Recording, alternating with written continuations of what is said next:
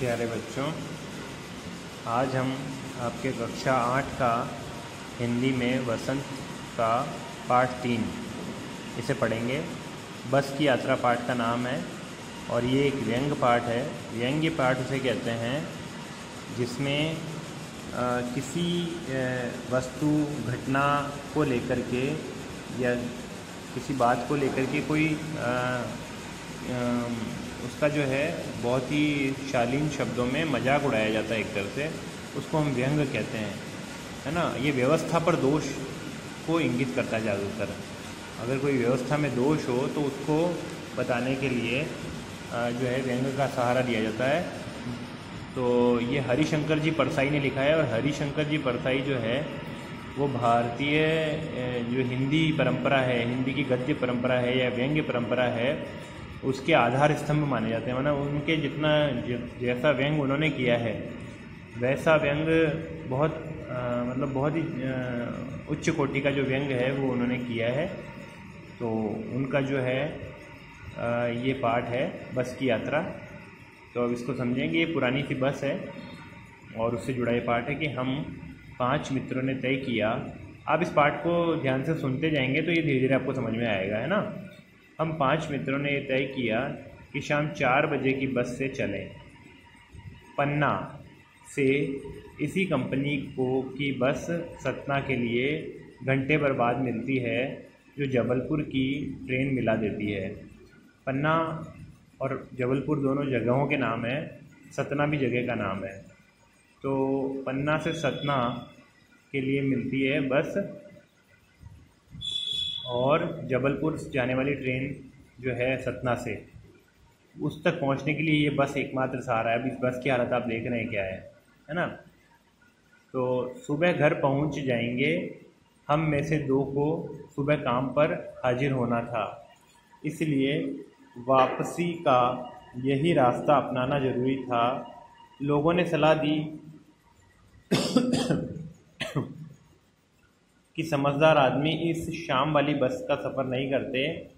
क्या रास्ते में डाकू मिलते हैं? नहीं, बस डाकिन है। बस डाकिन है का मतलब बस खुद डाकू से कम नहीं है। बस की हालत देख ही रहे हैं आप। बस को देखा तो श्रद्धा उमड़ पड़ी। खूब वयोवृद्ध थी। वयोवृद्ध मतलब बूढ़ी हो चुकी थी एकदम। सदियों के अनुभव के निशान लिए हुए थी। लोग इसलिए इसमें सफ़र नहीं करना चाहते थे कि वृद्धावस्था में इसे कष्ट होगा। यह बस पूजा के योग्य थी, उस पर सवार कैसे हुआ जा सकता है। माने बस की स्थिति ऐसी थी कि लोग उसकी भले ही पूजा करो, उसमें सवारी नहीं कर सकते थे, ठीक है ना। आगे देखिए। बस कंपनी के एक हिस्सेदार भी उसी बस से जा रहे थे। हमने उनसे पूछा, यह बस चलती भी है? वे बोले, चलती क्यों नहीं है जी, अभी चलेगी। हमने कहा, वही तो हम देखना चाहते हैं, अपने आप चलती है यह? हाँ जी, और कैसे चलेगी? गजब हो गया, ऐसी बस अपने आप चलती है। माने इस बस की हालत देखकर तो लगता है कि इसको धक्का देकर चलाना पड़ेगा। हम आगा पीछा करने लगे। डॉक्टर मित्र ने कहा, डरो मत, चलो, बस अनुभवी है, नई नवेली बसों से ज़रा विश्वसनीय है। हमें बेटों की तरह प्यार से गोद में लेकर चलेगी। हम बैठ गए। जो छोड़ने आए थे वे इस तरह से देख रहे थे जैसे अंतिम विदा दे रहे हों। उनकी आंखें कह रही थी, आना जाना तो लगा ही रहता है, आया है सो जाएगा, राजा रंग फकीर। आदमी को कूच करने के लिए एक निमित्त चाहिए। कहने का मतलब है कि उनका ये मानना था या उनका ऐसा उनकी आंखों से लग रहा था कि इस बस में सफ़र करके कोई बचेगा कि नहीं बचेगा। मंजिल पर पहुंचने की बजाय शरीर ही न छूट जाए उनका, यानी एक्सीडेंट वजह से मर नहीं जाए। इंजन सचमुच स्टार्ट हो गया, ऐसा जैसे सारी बस ही इंजन है और हम इंजन के भीतर बैठे हैं।